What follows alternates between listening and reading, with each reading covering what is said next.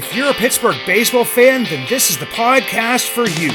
Make your way down, grab a beverage, and get ready to talk Pirates with myself, Craig Toth, and Scott Jackson, two of the biggest fans you'll ever meet. This is Bucks in the Basement. Now I see the changes in this town. They change, they say one thing, but then the next day it's different. They change, but they don't know what they want. All they do is change. Going left, going right, travel day, travel night. That's where we'll go. No excuses, no goodbyes, no one cries, no one lies. We'll never know.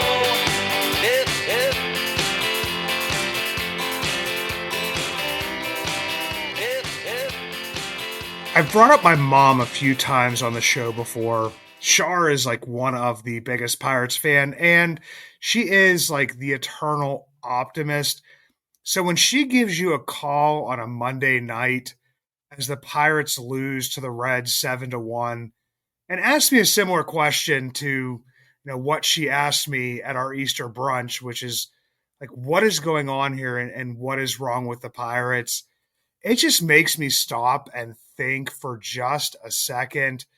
Before we hopped on here, Scott, talking about how difficult it is in baseball to just be so bad on the offensive side of things that you are setting historical records.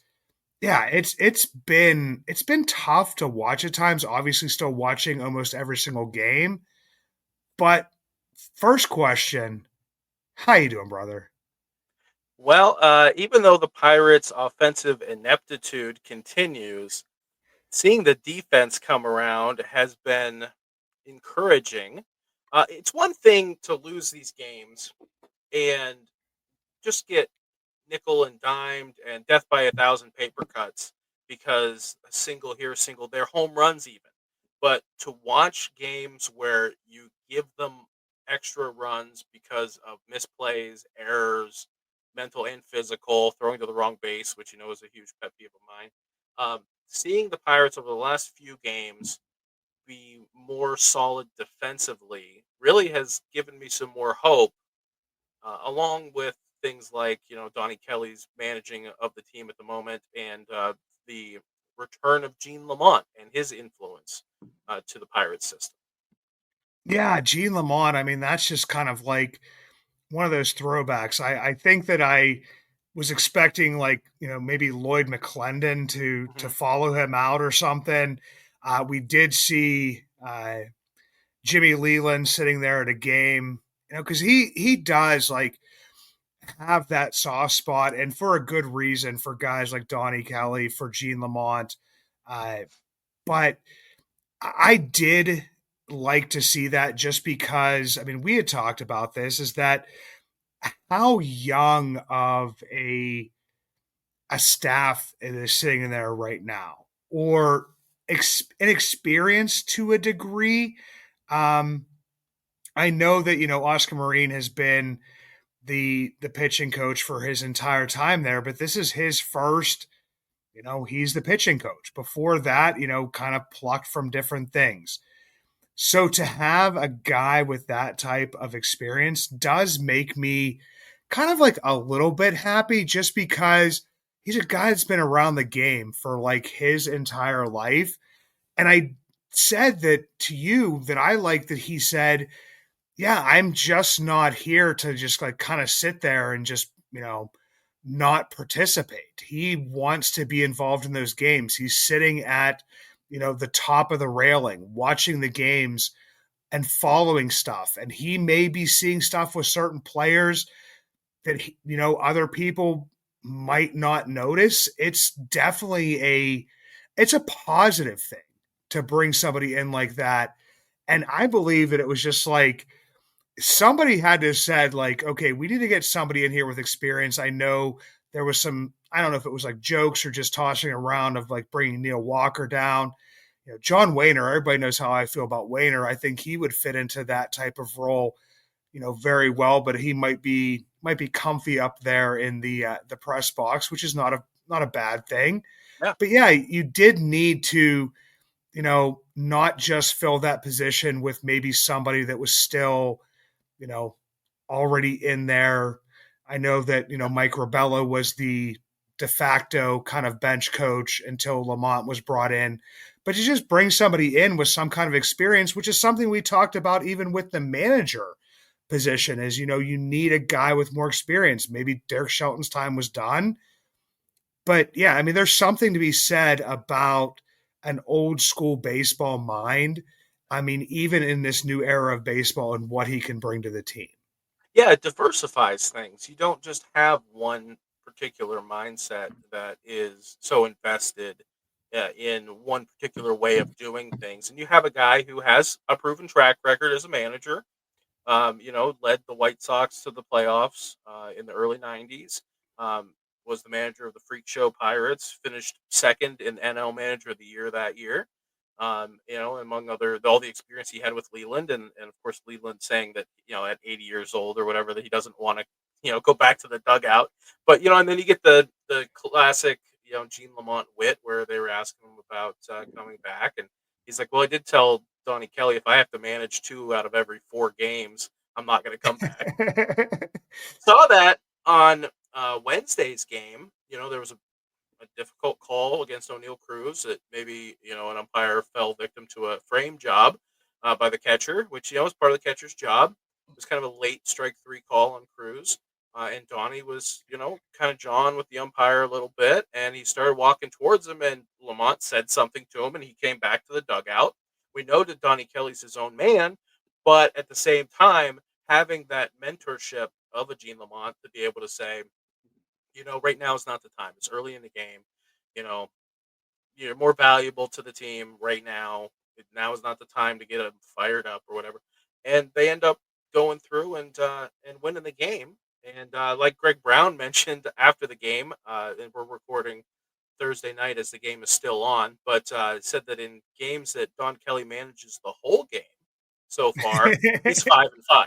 So it's a step in the right direction.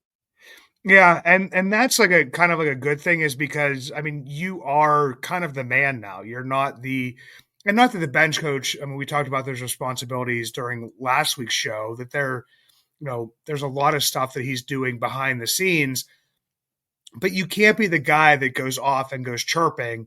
Like, you are the man. Like, you're gonna have to hand that lineup card to somebody else to kind of take over the situation, and you maybe need to kind of pick your places as to, okay, this is a place where I need to argue for my player. This is a place where, this kind of makes sense. And this may be where I just, get to chirp a little bit, let them know my, distaste for what they're doing, and then kind of move on from it. Yeah, it's definitely, it's a good move by the Pirates to kind of do that. And like I said, I love nostalgia with that team, and seeing Gene Lamont back there, it does bring back some good memories. And we need almost, I feel like, anything we can get as Pirates fans this year, because I feel like people are just kind of getting lost in, yeah, this season's over and let's just move on, and let's just, like, there's not baseball to be played right now. And me and us as, as a collective, like to talk about the actual game that's going on the field, and Right. what can make this team better, and what can, move this team forward, because you do have a decent amount of young players that will be important beyond, 2025. And I'm not putting 2025 in the rear view yet, but I still feel like that you always have to be looking forward to what the team composition will look like in 2026, 2027. And you kind of, kind of sent me a message and was just like, this is something we definitely have to talk about. And I totally agreed with it, was that, with Henry Davis, and especially, the type of game that he had, uh, he is their best defensive catcher right now. And, that's obvious. I mean, Joey Bart has never been a defensive stalwart, but, it seems to be like, as soon as like Paul Skeens is choosing you as his personal catcher, you've caught for Mitch Keller a couple times. you definitely have a better arm. You have a better pop time, and you start to do different things. Obviously, the hitting we believe, in at least for a while there, was what was going to drive him Mhm. to get Yeah. more playing time. But then also, it's just like, well, if you're only getting, you know, say 8, 9 plate appearances a week, like how are we even going to know what that offense is going to be like? I think that at times he's been pressing out there to try to do well, but I mean, as a catcher, what he's done over the past couple of years to kind of get himself into the spot where, like, I could remember, like, when we had, better defensive catchers. I mean, God knows, like Austin Hedges or people like that, it'd be like, well, Henry Davis is in the game. Well, I can notice when he's in the game. I mean, even with like a Yasmani Grandal, who's not, the best defensive catcher, it's like, well, I can kind of notice, well, Henry's in the game. Well, now I'm noticing Henry's in the game because of how well he's doing behind the plate, not because of just some little missteps here and there. Yeah, absolutely. And I think that something that I've said was that I didn't know how Henry could manage the pitching staff. But it seems like you said, becoming essentially the personal catcher for Paul Skeens really is a vote of confidence. And he's worked so hard. But that's something that we said from the beginning is that we don't think anybody is going to outwork Henry Davis. The work ethic that he has is second to none, and his offense was the priority in Louisville, and it drove him to be the 1-1 pick. But we've seen how well he's worked at it, how hard he's worked at it to improve his play calling, his his defensive skills. Um, the hitting is the last thing to come around, which is a bit of irony, considering his draft status and everything. But things like you said, the pop time, the arm. He's been gunning out runners at second. Even something small like the way he deked, I think it's Spencer Steer at home during the game on Wednesday, and just playing that. I think Greg Brown called it the Statue of Liberty play. Just kind of standing there like there's no play, and then at the last possible second catching and laying the tag down. If that buys you an extra second, that will relate to inches, and that's made all the difference in that play. So he's got the mind for the game. He's got the baseball IQ. And he had an RBI single on Wednesday as well. So, um, things are coming around. And as Bart's bat cools, and of course the defense isn't there, that brings up this idea that you want to get Bart the at bats because he's shown that he can produce and that he can contribute, but at the same time you need that defense from Henry because it just feels like a different game. It feels like a different team when they're playing well defensively, and Henry can be a big part of that in the way he manages the game, manages the infield. Um, and so going forward, I'd like to see, but we have this jam at DH, which by nature you would, especially in today's game where offense is so important and defense does kind of get to be a second thought. Um, you want to get Kutch in, but Kutch isn't really hitting. You want to take Reynolds out of the field when you can. And then Bart, you want to get him out from behind the plate and give Henry more opportunities and allow him to run the game more. So it's something that we've been bringing up for quite a while is that you only have a certain number of at bats to go around for DH, and trying to fit all of these guys in. If you can put Canario in left and keep Reynolds in, and maybe rotate out Reynolds and McCutcheon in right, and that frees up the DH position a little bit so that you can give some of these guys. You still want to give Cruz a couple, maybe one a week or one every other week at DH. It's just a lot of pieces that can be shifted around. It's a Rubik's cube. Yeah, and I could never solve a Rubik's cube, and I Mm-mm. don't know if No, I can solve this. my This. grandmother had one, and I peeled the stickers off, and I put. That's how I fixed it. Yeah, so I'm trying to think to myself because like it's like, okay, well, Reynolds sits, but do you want to have Reynolds sit to get his back going, and then you have Bart who doesn't have his back going, um, and that's why he was playing so much But now that that's kind of cooled off, you want to get Henry back in there more. But it's not like Bart is like this ancient catcher who you're going to get rid of after this year. That DH position, like I feel like it causes more problems, at least for the Pirates, when you don't have somebody that's solidified in that position and is hitting well. And I follow other teams, so I don't know exactly how they deal with it all the time. But yeah, I mean, I was just looking kind of at Joey Bart, and over his last 15 games that he's been in, the OPS is under 600. It's kind of the same for McCutcheon.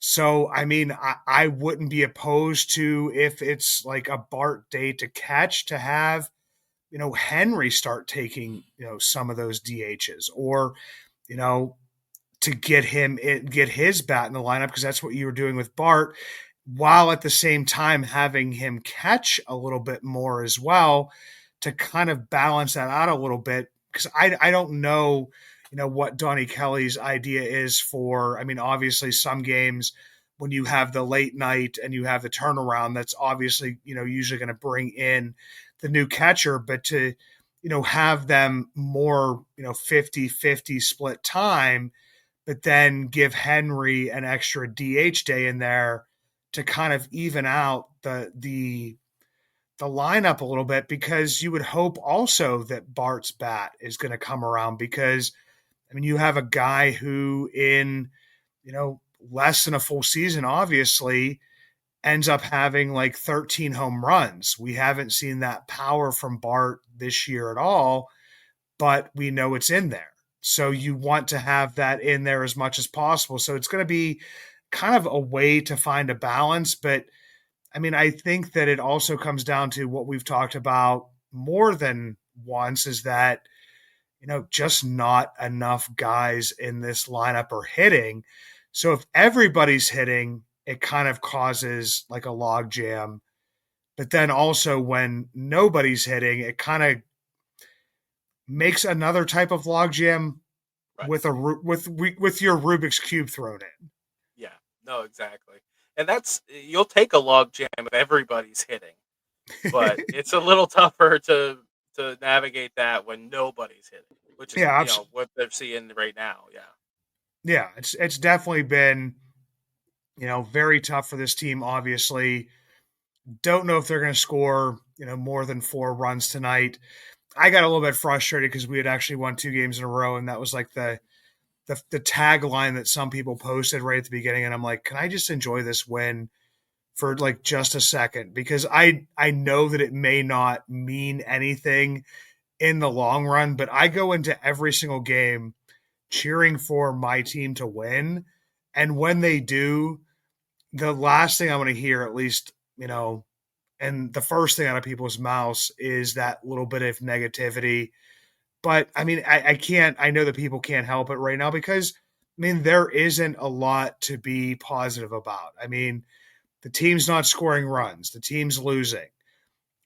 You have one of your promising pitchers in Jared Jones, going under the knife.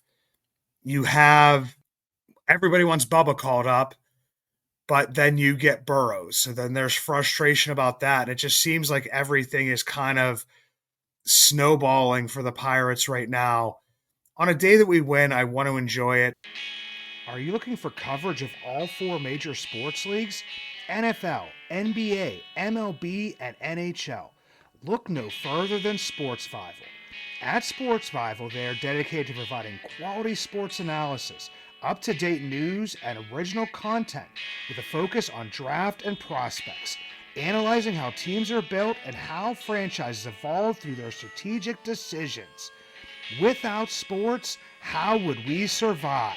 SportsVival, proud partners of Bucks in the Basement. It definitely has not been easy. Jones, I mean, we could just talk about this, is that it's something that wasn't 100% guaranteed, and I understand why you do those types of things, where it's like, well, it's not surgery just yet, so let's just rest this.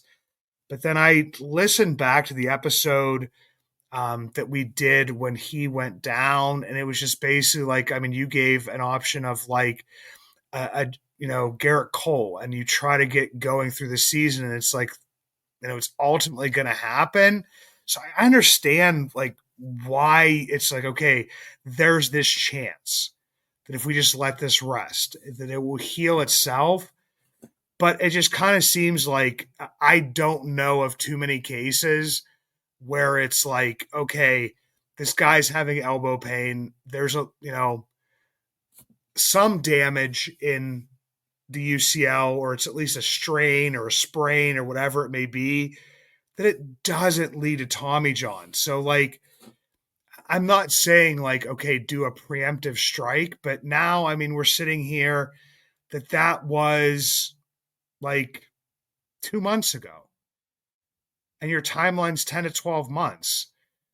Well, I don't know if you follow that timeline because we see what happens with Oviedo and all that kind of other stuff, but like, yeah, you just lost 2 months. Like, Yeah. I think that if you asked anybody, we knew what was going to happen here. Everybody was hopeful that he was going to be able to come back. But the number of times that people can come back, like, to me, it's just like, just get it done. And Yeah. at that time, you're repairing what is, in essence, the beginnings of a partial tear, opposed to a more serious type of situation. I don't know. That's just my feeling about it. I understand why like you do that, because it's just like, okay, we don't want to do it unless it's absolutely necessary. But like I said, show me a time when a guy had that type of symptoms, that type of injury, that they didn't end up getting Tommy John surgery. Yeah, I think that the press conference that Todd Tomzak did yesterday was kind of telling, because he kept bringing up Jared's camp. Jared and his camp didn't want to do this. And so we have to remember it is a business and this is his career. And I'm sure that he wasn't enthusiastic about the idea of being on the shelf. Luckily, the surgery that did happen isn't a Tommy John, it's the internal brace, it's the repair, not a Yeah. reconstruction. So that does shorten the time frame some. So they were saying that, instead of missing all the rest of this year and all of next year, because they waited, he could potentially help them win games next year. But it seems like the business decision kind of drove some of this. Maybe the Pirates would have opted to just do the surgery and it's going to happen. Let's just do it. But then you're relying on agents and parents and the athlete.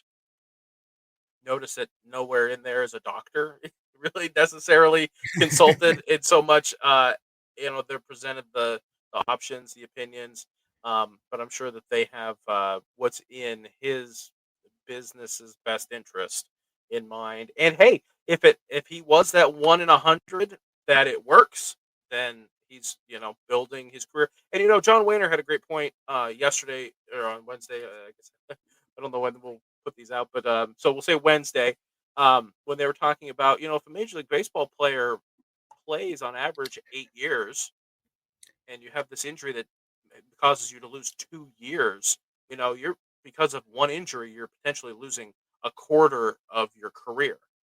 And Yeah. that was like, oh wow, that's a great point, John. So he was very sympathetic to Jared's decision to, if there's any chance that this resting it could work, let's do that, and let me get back on the field. Yeah. And like I said, it's just very, and then all of a sudden, like, obviously in the fans' mind, it's like they start counting out the months and start counting out to when he can come back and different types of stuff like that. I just, to me, it's like, and I said this even with Oviedo during this past offseason, until I see him take the mound for the Pittsburgh Pirates in a regular season game, those timelines mean absolutely nothing to me, because we've seen, other players, even just like Oviedo this year. We went through JT Brubaker, although his was, like the full tear and everything, the full Tommy John, and Dowry Moretta. I mean, yeah, I'm glad that he's back pitching for the Indianapolis Indians, but I mean, I'm not a fan of the Indianapolis Indians. Like, I cheer for them. If I go to their games, I cheer for them, but I'm a fan of the Pittsburgh Pirates. So whatever Dowry Moretta is doing for the Indianapolis Indians right now does absolutely nothing for me. Like, I'm glad that he's back. It seems to be that he's on the right path. Mhm. But until he's out there pitching meaningful games for the Pirates, and as in meaningful games would be that he's actually pitching in a game where he's getting balls and strikes called in Major League Baseball, to me, it's like I put those people, like, I don't count Jared Jones for next year at all in my mind. You have to plan for something else. Just like when people are planning for Johan Oviedo for this year and putting him in the fifth spot, and we have him, and this is going to be that. Like, I can't. Like, when a guy gets a surgery like that and the time frame for him to even realistically start throwing and different stuff comes up, like, Jared Jones is not a part of my 2025 vision for the Pirates pitching staff. If he comes back and does that, that's a bonus. That's icing on the cake for me. Yeah, yeah, certainly not counting on him. Definitely rooting for him to take the Oh, mound next absolutely. year. Yeah, yeah, and I know you feel the same way. When they say 10 to 12 months, I'm thinking, in the best case scenario, that's when he starts picking up a baseball and starting to build up. That's not in my mind. This is when he's coming back to the Pittsburgh Pirates, and Yeah. so I'm thinking 10 to 12 months. And I know Charrington said, that he can see him helping them win games next year. That comes when that, and he typically doesn't go that far. He's very measured in what he says. But I think that it's encouraging. We got to have something to look forward to, because that's just the history of this franchise for the last 30 years. Of, well, let's look forward to some. Always have to have something to look forward to, not necessarily something to be excited about right now. But it could be worse. We have teams that are dealing with issues as well. The Orioles. They just fired their manager as well, and they have a very similar record, if not a little worse than the Pirates at the moment. Um, they can beat the Brewers, though, apparently. Maybe a little tougher for the Pirates to do that.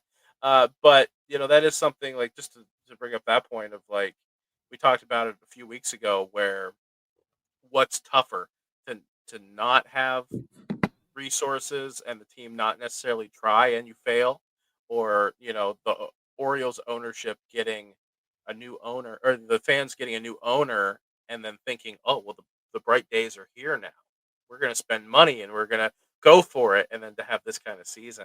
So yeah, we're always looking forward and looking to the better days that are ahead, because they can't get much worse than they are now. But yeah, the injury bug hurts, especially when you have these high hopes. And something that I think I tweeted this week is that potentially, if Jared Jones misses all of next year, the next time he picks up a baseball and pitches for the Pittsburgh Pirates, he will be in his arbitration years. Yeah, which is kind of crazy to think about. I mean, and that's what, like, this type of injury can do to a player, to a pitching staff. And like you said, like I want the best for Jared. It's just like, honestly, like, and I've said this a million times on this show, and I will say it again, is the name on the front of the jersey means more to me than the name on the back of the jersey. It does. Like, it's who can help this team at this point in time.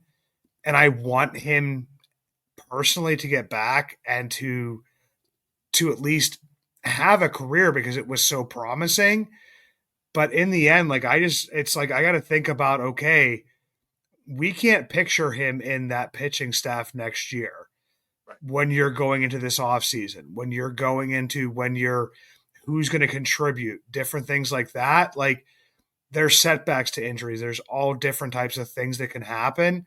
So I just really can't do that. And for me, like, there's the other piece of, you know, deciding when players come up, deciding when, they take certain paths. We saw Jared Jones take that path that I don't think anybody at the beginning of spring training last year saw him taking.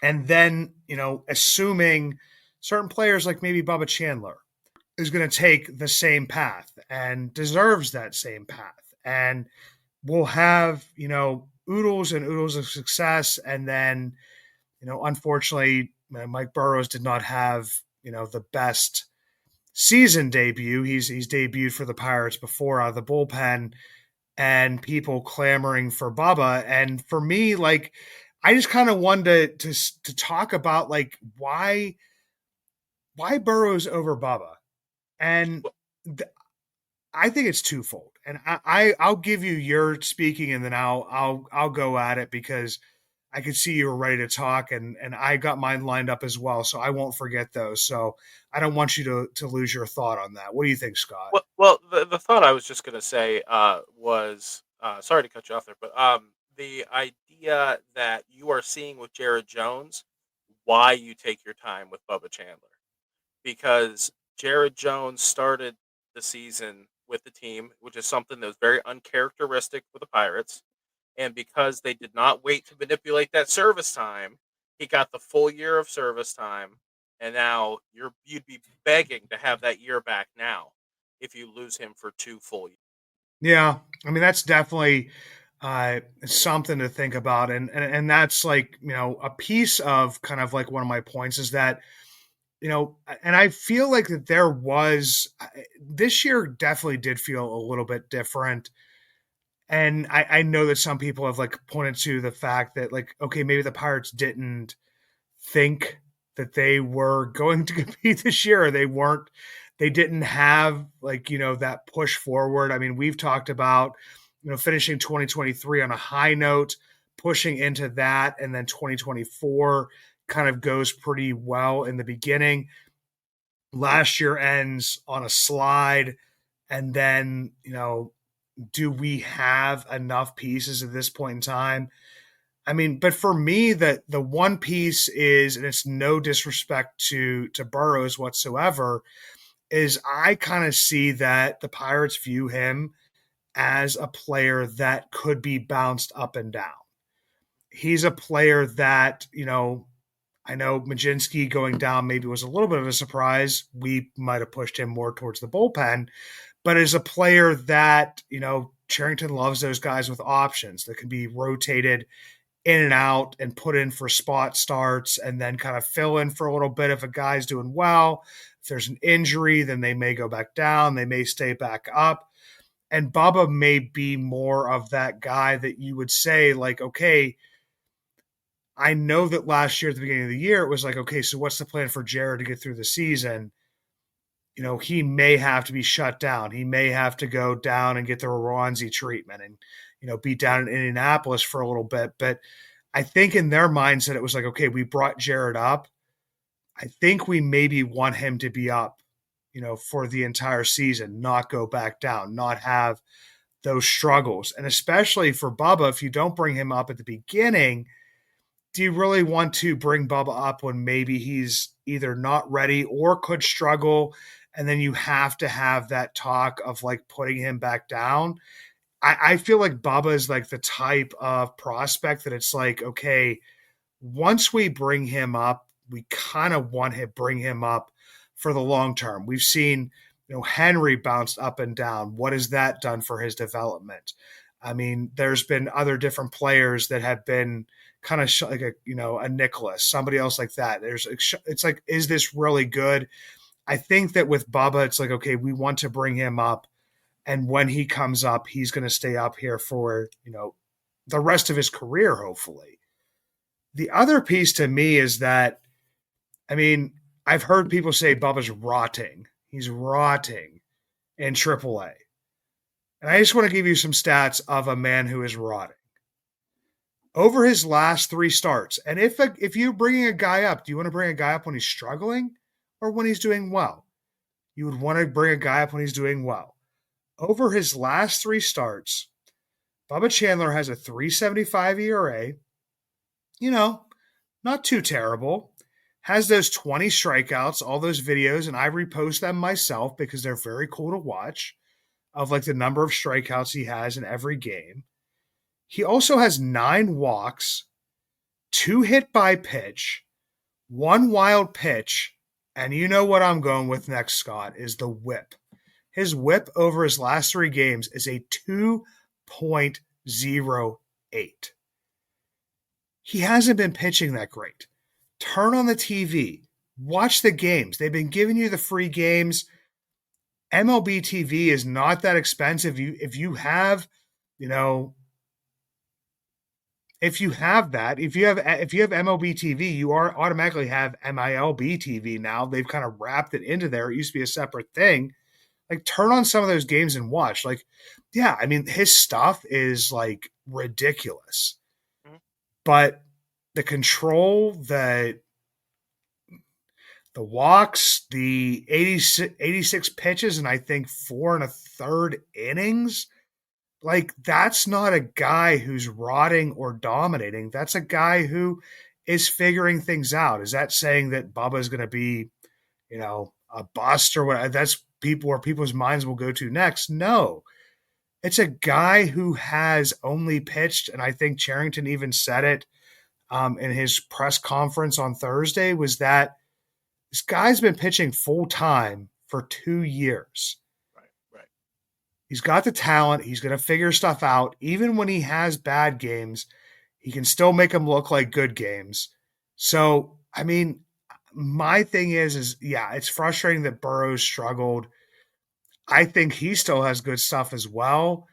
But for people that are saying, oh, letting Bubba rot, why not Bubba?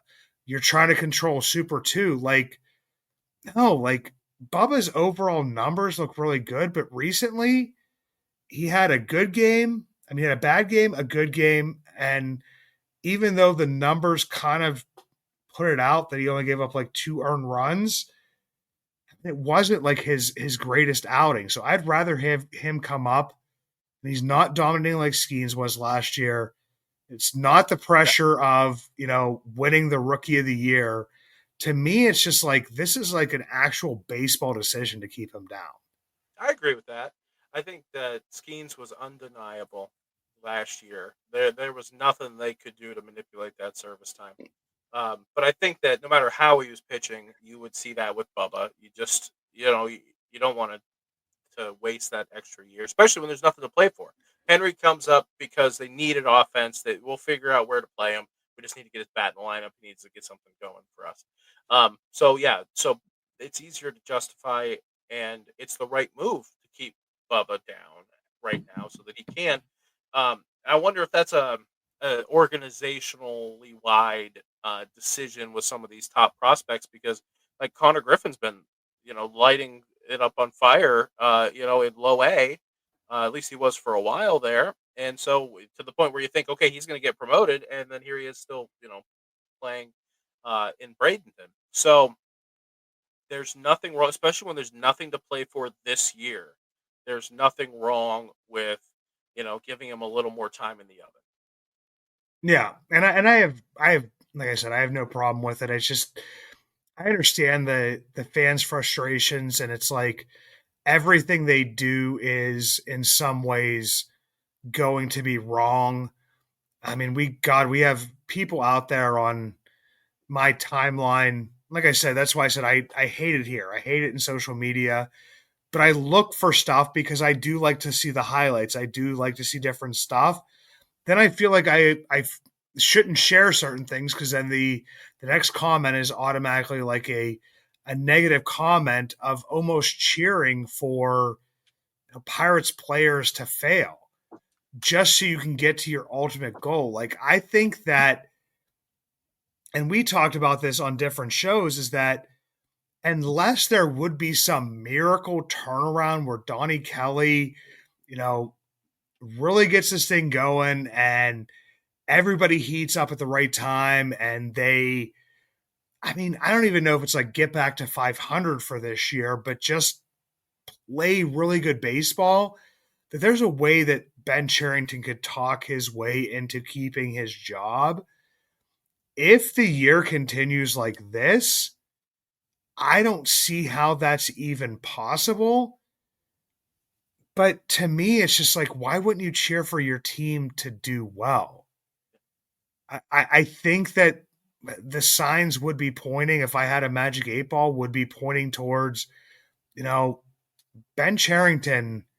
I don't know what he can really do to save his job at this point in time, but I'm not actively rooting for him to lose his job because if some of the guys that he picks, like a Horowitz, or brings in, or brings up, or gets from waivers, perform well, and my team wins, Mhm. I can't cheer for the team to do poorly just for a guy that I think is doing a poor job to get fired. Yeah, and players come and go. The team will be here, and that's what I root for is the team, not so much the players. Like Aroldis Chapman, I have just as much resentment for Aroldis Chapman when he was with the Reds, but when he was a Pirate, hey, we're rooting for him. I want him to do well every time. It's about getting wins for the Pittsburgh Pirates. It's not about wanting an outcome that justifies my opinion that I already had. Like I'll say it here. I mentioned it to you before. With Canario, I was ready to DFA him when I saw him, running the bases poorly. And when he wasn't getting consistent at bats and he wasn't, hitting the ball. He had a hot streak where he showed me more. And I'm willing to give him more playing time and admit that, hey, he proved me wrong in what I said. And I think that, as a fan, we want the team to win. We need to be open minded with that. I don't want him to fail just because I said he should fail. I want him to succeed and help the Pirates win baseball games. And whether or not Charrington keeps his job, I think some people are thinking that automatically, if Charrington loses his job, then that means Donnie Kelly's going to lose his job, which is a likely outcome, but not Yeah, necessarily foregone because yeah, Donnie Kelly is interviewed for so many of these jobs that, he might be the right guy to whoever comes in and he might just end up keeping his job. So as much as we like Donnie Kelly, you know, it shouldn't prevent us from making the correct move with Charrington. yeah, and it's gonna be. I mean, God, we've got so many games left here, but it just seems like that so much is in the negative. Like everything is doomsday, end of the world. I mean, for God's sake, Ben Charrington had to answer the question of, is Paul Skeens like, the possibility of that? I mean, and that's all being drummed up by the national media, some of the terrible local media here. I mean, everybody saw, if anybody follows, at Buck's Basement, that I just kind of had enough this week, where it's just like, I mean, and it's not saying like you young whippersnapper, you haven't been through what I've been as a Pirates fan, but then to me, it's just like, well, all of these people that are Pirates fans right now aren't going to completely go away if a certain player leaves, if a certain thing happens.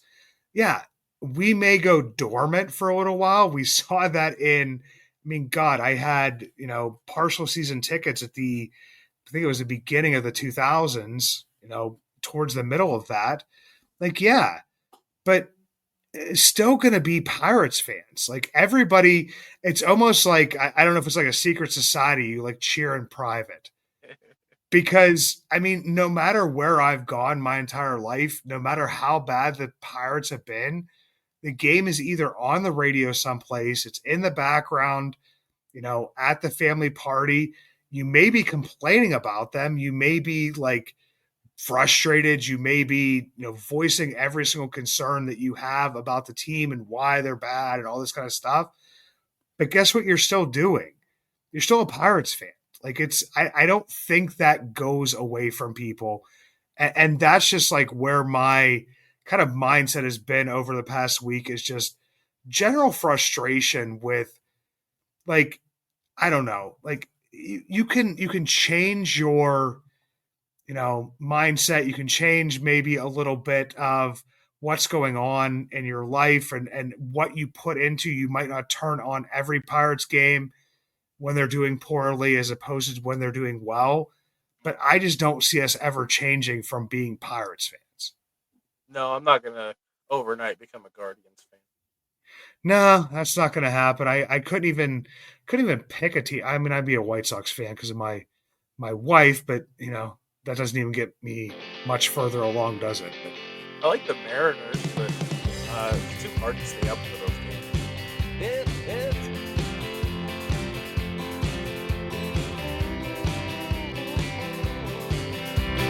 Now I see the changes in this town. They change, they say